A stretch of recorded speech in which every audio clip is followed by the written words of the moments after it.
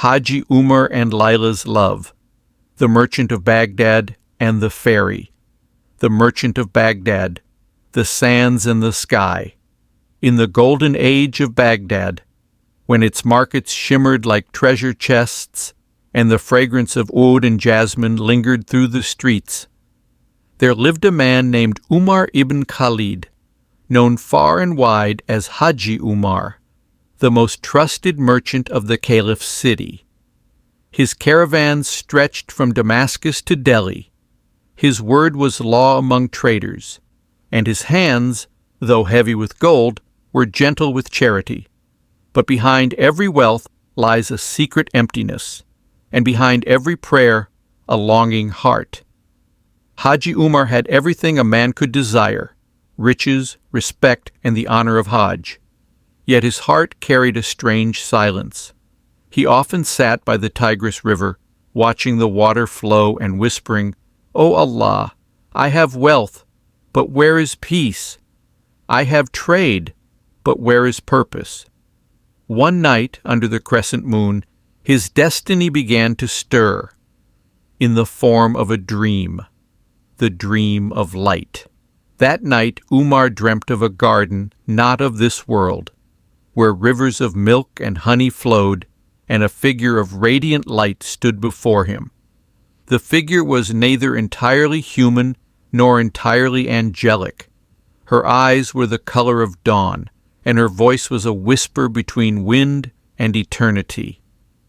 "O Umar," she said, "you trade in gold and silk, but there is a trade greater still, the trade of the heart.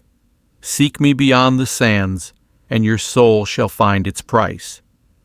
He awoke, trembling, his heart racing as if touched by divine wind. Dawn had not yet broken, and the first azan echoed softly through the city. He fell into sajda, his tears wetting the prayer mat. "Ya Allah," he whispered, "if this dream is from you, guide me. If it is a test, strengthen me." From that day, Haji Umar was no longer the same man. Though he still walked among merchants, his gaze was elsewhere, beyond the horizon. The caravan of destiny weeks passed. One evening, a letter arrived from Basra, inviting Umar to join a trade caravan to the land of Yemen, a journey long and perilous through the deserts of Arabia. Normally, he would send his men, but this time, something unseen called him personally. He sold part of his estate, gathered trusted guards and servants, and prepared his caravan. Before departing, he visited the great mosque of Baghdad, where the imam was giving a sermon. "The path of a believer," said the imam, "is not only in prayer, but in the courage to follow Allah's whisper, even when the road is unknown." The words struck his heart like lightning. That very night he set out. Through the golden deserts they traveled, crossing valleys of wind and mountains of silence. The stars guided them, and the prayers of dawn rose like incense to the heavens. But one night, as they camped near the valley of Thamud, a storm unlike any other began to brew. The storm and the stranger. The wind screamed like an army of Jinn, tearing at their tents. The sky burned with violet fire, men shouted, camels cried, and the sands rose high enough to hide the moon.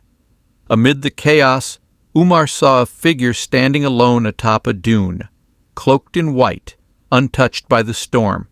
He blinked, and she was gone. When the storm passed, the desert lay still.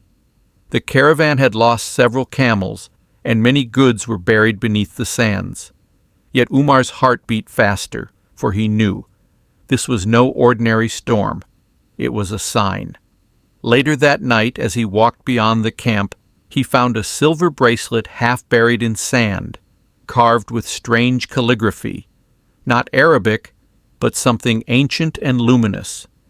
The moment he touched it, he heard a faint whisper in the wind, greater than, "Find me where the moon meets the mountain." He clenched the bracelet, feeling warmth pulse through it like a living heart. That night he could not sleep.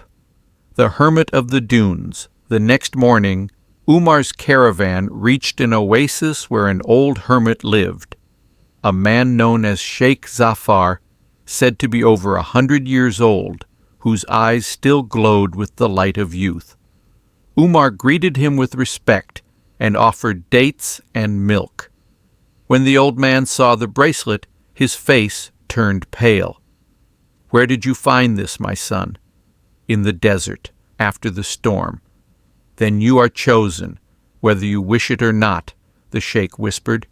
"This belongs not to man, but to Laila, the Jinn of the Silver Realm, daughter of the unseen king who guards the gates between our world and theirs."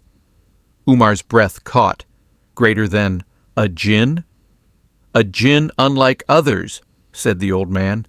"She is bound not by evil, but by longing.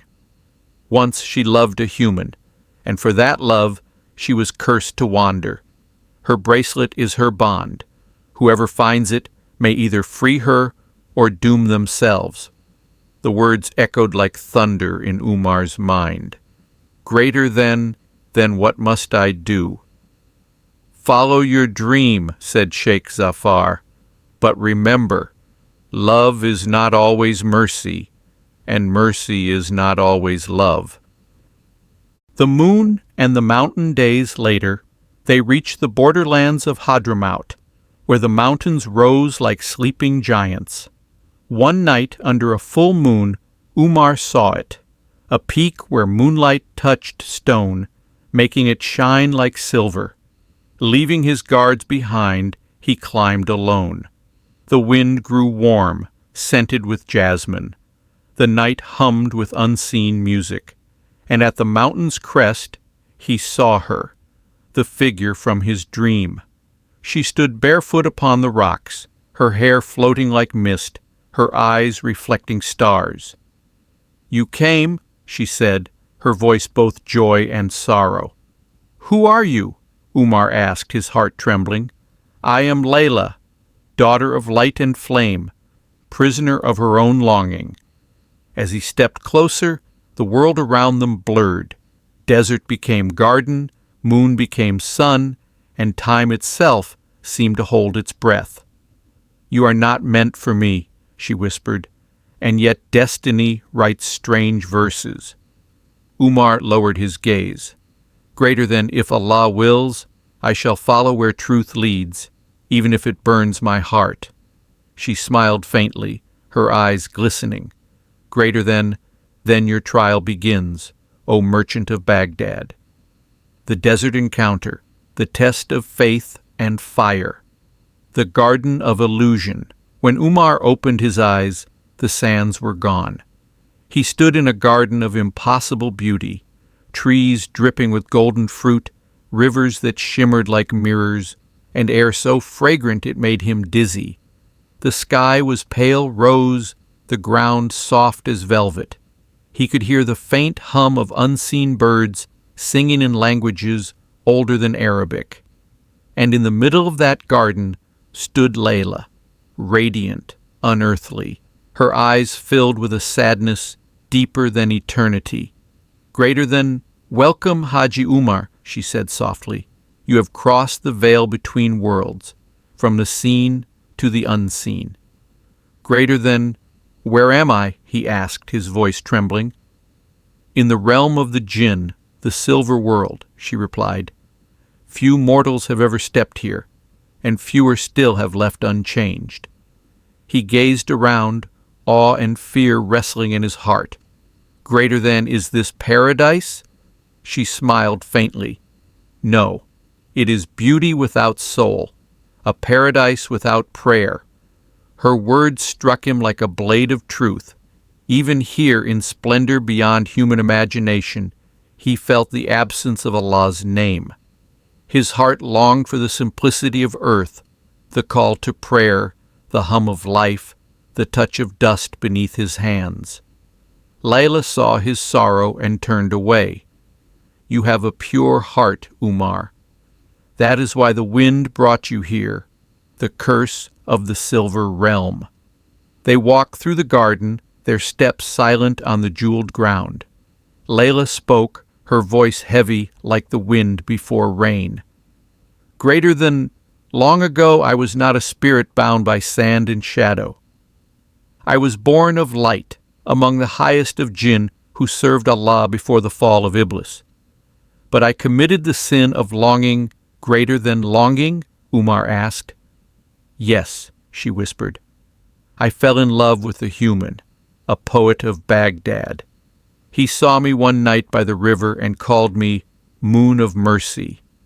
For a moment I believed I could live among men, but love between realms is forbidden. My father, Malik al-Jinn, cursed me to dwell forever between worlds, neither of heaven nor earth. She raised her hand, showing the silver bracelet Umar had found. This was my bond, my prison. Until you touched it, I was unseen. Umar looked at her with both sorrow and awe.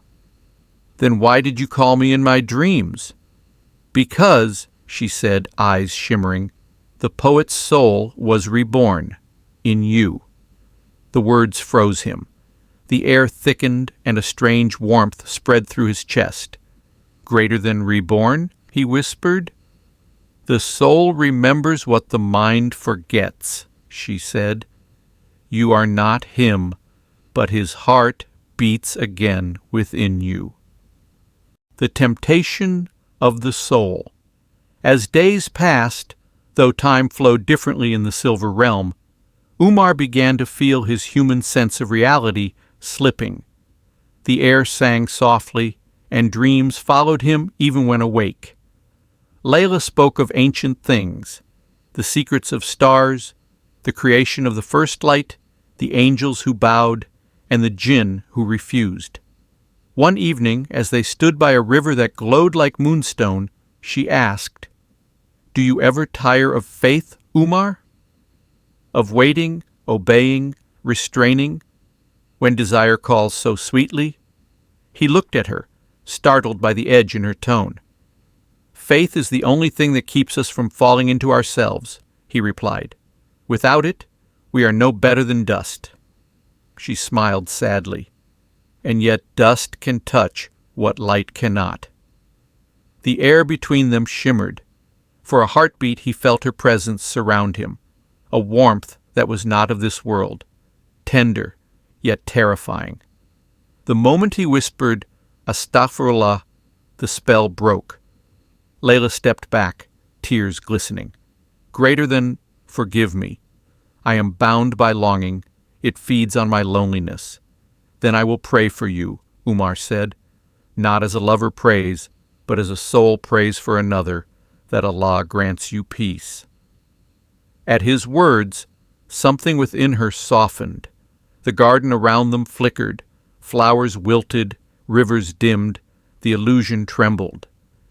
Greater than, your prayer weakens this world, she said.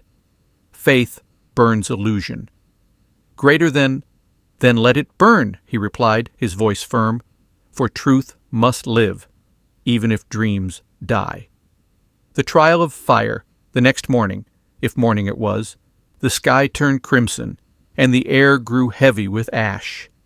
Layla's realm trembled as a voice thundered from the horizon. Laila, daughter of light, you have broken the bond. Umar shielded his eyes as a fiery wind rose. From the distance emerged a towering figure, half smoke, half flame, eyes blazing like molten gold. It was Malik al-Jinn, king of the unseen world. Greater than, you have brought a mortal into our realm, he roared. Have you forgotten your curse? Father, he is not like the others, Laila cried. He is pure of heart. All men claim purity when they desire, thundered the king. He must be tested. Turning his gaze upon Umar, Malik's voice struck like thunder. Merchant of Baghdad, if your faith is true, walk through the fire of truth. If your heart holds deceit, you shall turn to ash. Before Umar could speak, a circle of flame rose around him. The heat was unbearable. The world turned white with fire. His skin burned, his breath vanished, yet his lips whispered, La ilaha illallah. The fire grew brighter. Then, suddenly, it cooled. The flames turned to light, and Umar stood untouched, his robes unburned, his eyes calm. Malik al-Jinn stared in silence. Then he bowed his head. Subhanallah, he murmured. Your faith shields you. Few men could pass the fire of truth. Turning to his daughter, he said, Your fate remains, but hope is not lost. The curse may yet be lifted, and in a swirl of wind and flame, the king vanished. The bridge between worlds, Laila fell to her knees, trembling. Greater than you faced my father's wrath and lived, she whispered. Why would you risk your life for me? Umar looked at her gently. Because every creation of Allah deserves mercy, even those cursed by longing. If he can forgive mankind, why not a jinn who loved? She wept, her tears turning to pearls upon the ground. You speak like one touched by heaven. Umar smiled faintly. No, just a man who knows that faith and love are both journeys, not destinations. That night the garden began to fade. The silver rivers turned clear, the jeweled trees turned to sand, and the sky above split open to reveal the stars of the human world. Greater than you must return, Laila said softly. Your time here is done. But our story is not. She placed her hand upon his heart. When the moon is half and the wind carries my name, you will find me again. Then the true trial shall begin. A flash of light enveloped him, and the next moment Haji Umar awoke in the desert near his caravan, the silver bracelet still in his hand. The men were astonished. Master, you vanished for 3 nights. We searched the dunes and found only wind. Umar looked toward the horizon, where the moon hung half full. 3 nights for you, he whispered, but perhaps a lifetime for me. The fairy's secret, the shadow of the curse, returned to the mortal world. The sun over Baghdad had never seemed so ordinary. Weeks had passed since Haji Umar returned from his journey to Yemen. His caravan reached the city gates at dawn, and the familiar scent of dates, myrrh, and dust greeted him. To others, he appeared the same, a wealthy merchant returning home, but within him 1,000 worlds had changed. At night, he no longer slept easily. He would wake drenched in sweat, clutching the silver bracelet, hearing Layla's voice whisper in his dreams, When the moon is half, you will find me again. His servants noticed his silence. The markets felt hollow, the laughter of traders empty. Even prayer, though sincere, carried the ache of something unfinished. One evening, as the muezzin's call echoed over the rooftops, he sat by the Tigris once more, watching the water reflect the fading gold of sunset. Ya Allah, he whispered, you have shown me wonders and mysteries. You have tested my heart with beauty not meant for mortal eyes. Tell me, what is my path now? Is this love my trial or my purpose? The wind carried no answer, only the sound of the river flowing endlessly, like time itself. The whispering shadows. That night, Baghdad slept under a thin crescent moon, but Umar was awake, pacing the marble floors of his courtyard. The bracelet in his hand began to glow faintly, a pulse of light, steady as a heartbeat. Then he heard it, faint, distant, yet unmistakable, a voice singing.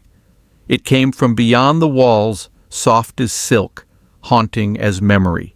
The words were not of this world, yet his heart understood them, a lament of love and exile, a cry between 2 realms. Without hesitation, he followed the sound. Through winding alleys and silent gardens he went, until he reached the ruins of an old madrasa said to be haunted by Jinn. There, beneath a broken arch, the air shimmered, and Laila appeared. She was pale, her eyes full of sorrow. The silver glow around her was dimmer now. "Umar," she whispered, "you should not have come." "You called me," he replied softly, "and I will come as long as my heart answers." She smiled weakly. The curse grows stronger. Each time I appear before you, the walls between worlds weaken. My Father's wrath watches us from the shadows greater than, then let him watch. Umar said firmly, "I do not fear the fire when my heart stands in truth." Her gaze trembled. "You speak like a believer, but even faith has its tests. There is something you must know, the secret of the curse." They sat among the ruins, moonlight bathing the stones in silver. Layla's voice was quiet, like one confessing before Allah. "The curse upon me was not just for loving a human," she said. "It was for a greater sin, one that touches both our worlds." She lifted her hand, and an image formed in the air, a memory woven from light. Umar saw a young poet in ancient Baghdad, his face strikingly similar to his own, sitting by the river, writing verses of love to the unseen. And from the sky, Laila descended, luminous and tender. Their love was pure but forbidden. Yet one night when jinn and angels gathered in the unseen realm, the poet recited the name of Allah in her presence. And she, overcome with devotion, bowed alongside him. "Greater than that was my crime," she said. "A jinn may serve Allah, but not bow beside a mortal. For that, my Father bound my soul to the veil between worlds." Umar was silent, his heart heavy. "Then your sin was not desire, it was faith." "Yes," she whispered, "faith that crossed its boundary." Tears filled her eyes. "And now, every century, the curse repeats. I appear before the same soul reborn, drawn to the faith that once condemned me." Umar's breath caught. "So this, all of this, has happened before?" "Greater than, yes. In every age, your soul finds mine, and each time I must let you go before the curse devours us both." The night deepened. The wind moaned through the ruins like mourning spirits. "But perhaps," she said, "this time will be different." "Your prayer in the fire of truth weakened my chains. If your faith holds, the curse may finally break."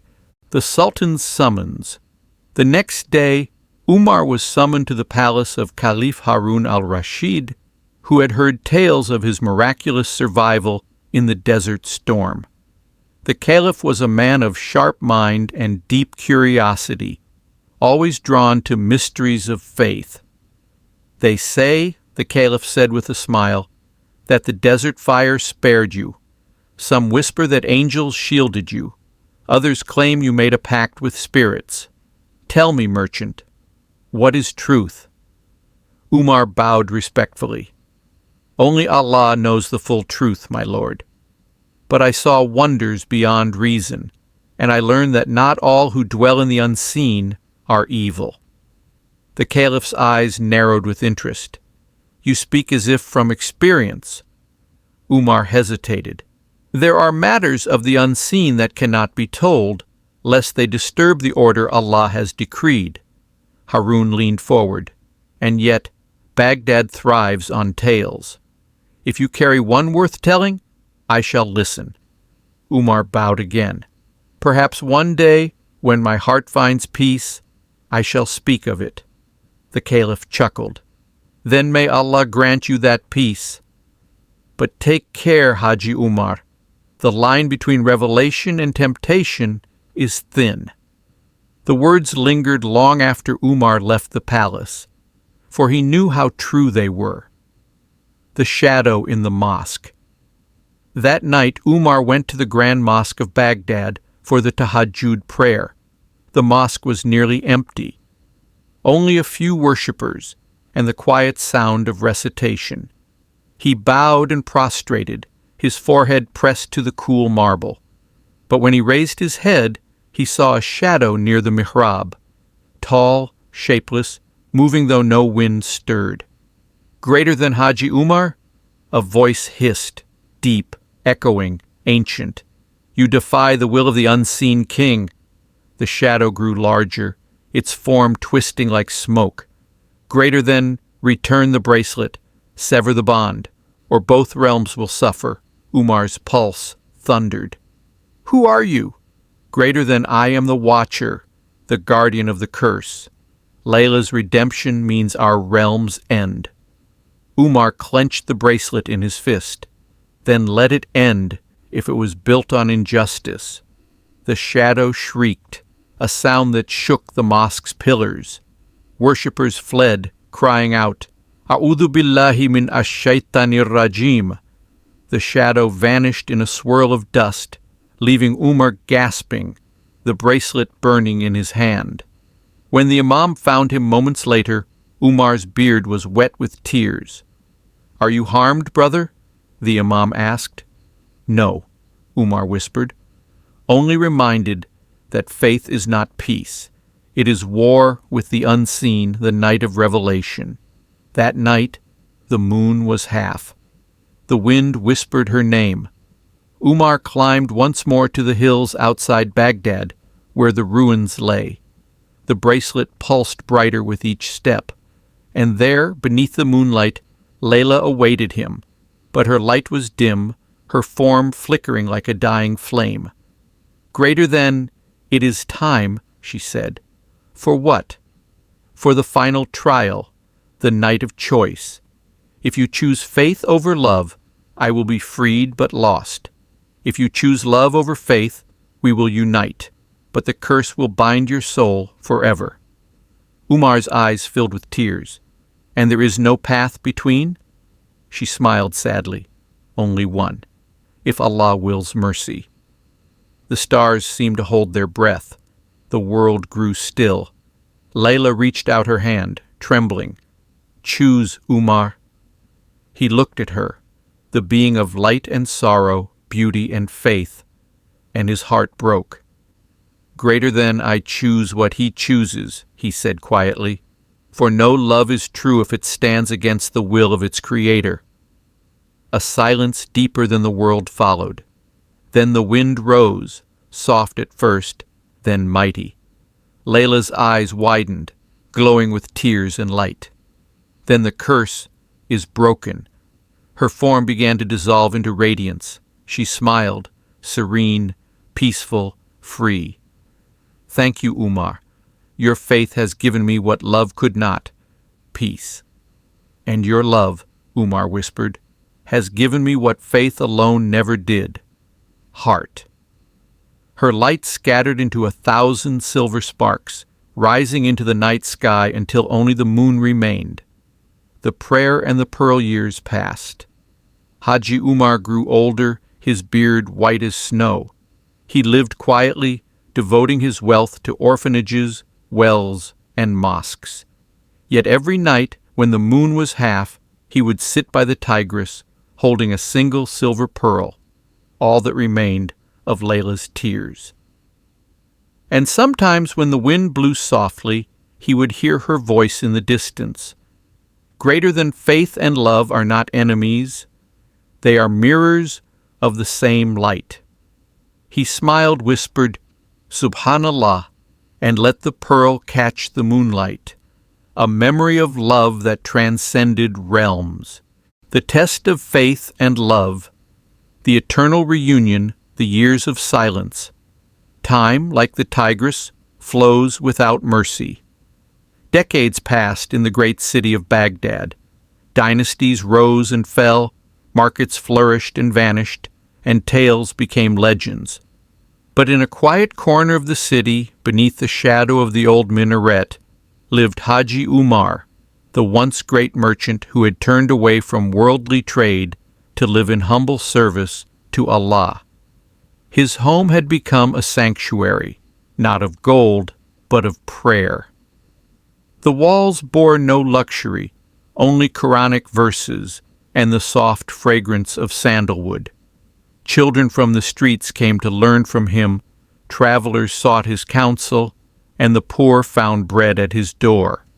Yet when night came and the moon shone half full, he would walk to the river bank, sit beneath the same palm tree, and hold the silver pearl that shimmered faintly in his hand, the last trace of Laila, the fairy of the unseen world.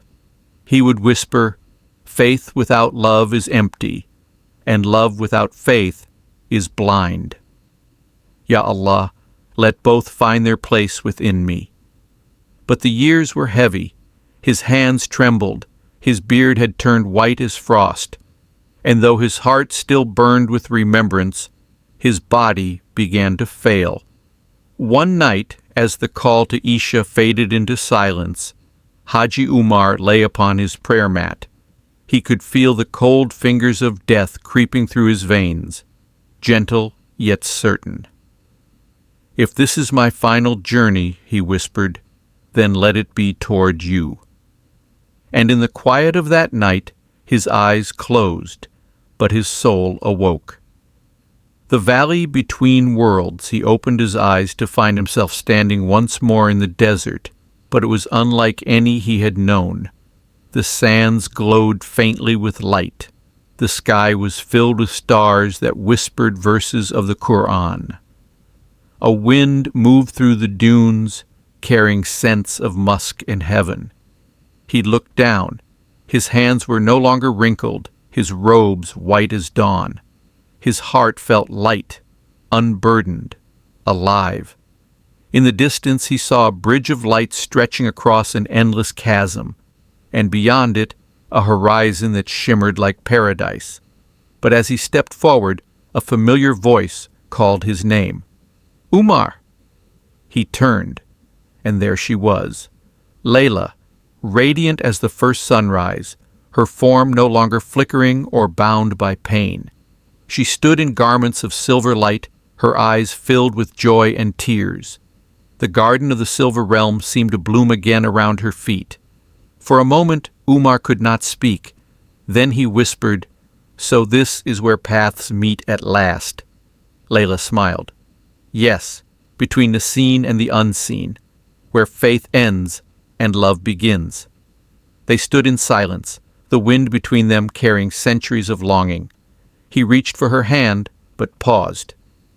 "Are we permitted now?" he asked softly. She nodded. "The curse is gone.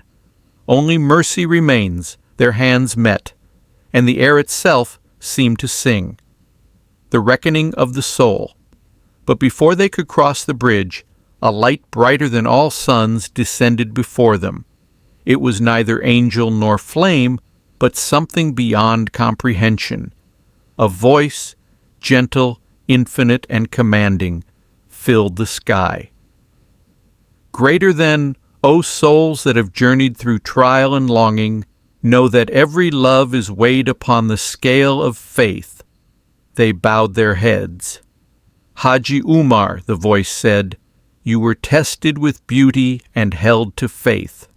Your heart burned with love, yet you never forgot the name of your Lord. For that, your soul is purified." Then the voice turned to Laila. "And you, daughter of the unseen, who defied pride for the sake of love, who bowed beside a mortal not in rebellion, but in devotion, you are forgiven." Tears of light fell from Laila's eyes. The winds of mercy swept through the valley, erasing the last shadow of her curse. "But," the voice continued, "paradise is vast, and its gates are many. You both must choose your dwelling, apart as test and devotion, or together as mercy and love." Umar looked at Laila, his eyes calm. "Greater than in every life, we were separated by law, by realm, by fire. But love guided us back, not to defy you, but to know you more deeply. If it is your will, let us dwell together, not as lovers of each other, but as servants who remember you through one another." There was silence. Then the voice replied, "Greater than, then so it shall be. For when love reminds my creation of me, it becomes faith itself." The heavens opened, and light enveloped them both. The garden beyond. When the light faded, Umar found himself standing in a vast garden of eternity. Rivers flowed with crystal water, and every leaf sang praises to its creator. The air was filled with peace so profound it silenced thought. And there beside him walked Laila, no longer a jinn, no longer bound by sorrow, but a being of pure light, her laughter gentle as the breeze. "Is this Jannah?" he asked. "Not yet," she smiled. "This is the path toward it, the garden between worlds, where souls of love and faith wait before entering eternity." They walked together beneath trees that bore golden fruit. The sky above glowed with divine colors, and in the distance the call of the unseen echoed. "Peace be upon you, O pure souls, who were patient and true." As they walked, Umar turned to her. "Greater than, do you remember the first time I saw you? In that storm?" "Yes," she said, smiling. "You thought I was a mirage." "And I still do," he said softly. "Except this mirage led me to truth." Laila laughed, her voice like the wind over water. "Then let us walk until truth itself welcomes us home." The eternal reunion. After what felt like both moments and centuries, they reached the end of the garden, where a gate of pure light stood. Beyond it, the sound of eternal rivers and the fragrance of peace. Two angels awaited them, their wings vast as clouds. "Greater than enter, O servants of the Most Merciful," they said, "for you have tasted trial and chosen faith. You have loved, and your love became remembrance." Laila looked at Umar. "Are you ready?" He smiled, his eyes glistening. "I have been ready since the night I first said your name in prayer." They stepped forward, together, and as the gate opened, a wind of eternal peace surrounded them, lifting them like leaves into light. No pain remained, no longing, no distance, only remembrance, only love, only Allah. The tale of Baghdad, centuries later, travelers in Baghdad still told the story of Haji Umar, the merchant who vanished in the desert and returned a saint. Some said he spoke with angels. Others whispered of a fairy he freed through faith. By the river, near the old mosque, stood a marble stone, unmarked except for a single inscription in Arabic: "He who loved for Allah's sake shall never be separated again." And when the moon was half and the wind moved softly through the palms, some swore they saw two lights hovering above the river, one golden, one silver, entwined like lovers who had found peace beyond worlds. Moral of the story: true love is not the desire of the heart. It is the discipline of the soul. Haji Umar's journey teaches that faith and love are not enemies. They are two paths that meet at the same destination, Allah's pleasure. He was tested with beauty, wealth, and longing, yet every time he chose faith over desire. And through that choice, his love became pure, lifted beyond the limits of the world. Layla's story reminds us that even when one has fallen, repentance, patience, and sincerity can turn a curse into mercy. Her devotion and tears were not wasted. Allah transformed her longing into light. Together their tale shows that faith gives love meaning. Without faith, love burns and fades. But with faith, it becomes eternal. Every test of the heart is a chance to rise. What hurts us may purify us if we trust Allah's plan. Real love leads you closer to your Creator, not away from Him. When hearts remember Allah together, they are never truly apart. final message. Greater than love that ends in this world is desire, but love that leads you to Allah becomes worship.